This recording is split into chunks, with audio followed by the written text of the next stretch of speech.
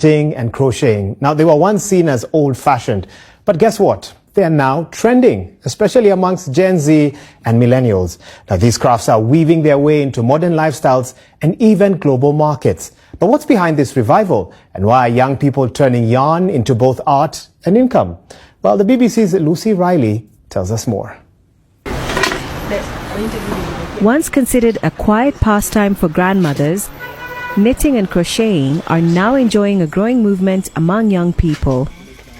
In an interesting turn of events, young people are picking up needles and hooks, not just for leisure, but as a creative outlet and even a source of income. More young people are embracing crocheting as well as knitting now, because we are a generation that embraces creativity, uniqueness, and doing things outside of the norm. If you compare today and in the oldies, where it will be hard for you to know where you take your pieces of craft, you'd find that today you'll take a picture even in the village area, remote areas, upload on the online, and you'll attract potential buyers.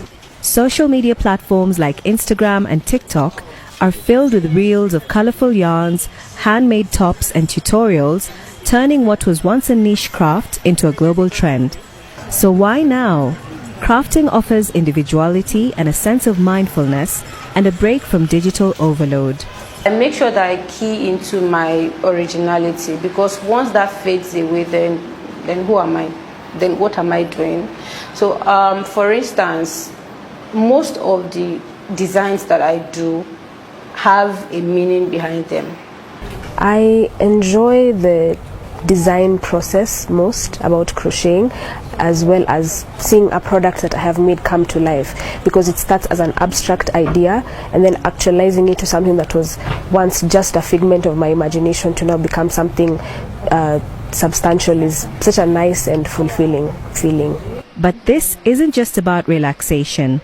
In Kenya, crochet classes are filling up and brands are turning yarn into profit, creating stylish, locally made pieces that resonate with eco-conscious consumers. When I began crocheting, honestly, I didn't view it as a business. It was more of a hobby, something that would keep me busy.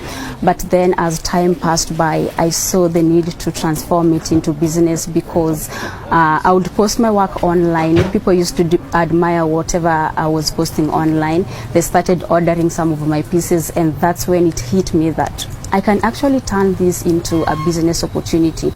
The rise of slow fashion and sustainability has made handmade pieces more desirable in a world dominated by fast fashion. Everybody wants a piece that when they wear it outside, people ask you, where is this from? Who made this for you? So it's just coming from a place of being tired of, I wouldn't say fast fashion to be precise, but being tired of what is already being recycled from time and time again. It's a slow, sustainable fashion that currently people are embracing as compared to the fast fashion wear. These threads are weaving more than garments, stitching together stories of creativity, sustainability, and entrepreneurship. For the millions of crocheters and knitters, they're a lifestyle, a business opportunity, and a way to connect in an increasingly fast-paced world. Lucy Riley, BBC News. Well, my colleague there, Lucy Riley, wasn't just spinning yarn. That's actually happening. And do let us know what you think about that story and many other stories we have on the program. Get in touch with me and some of the team on social media. I'm at Wahiga. Thank you for joining us on the program. All right, elsewhere now.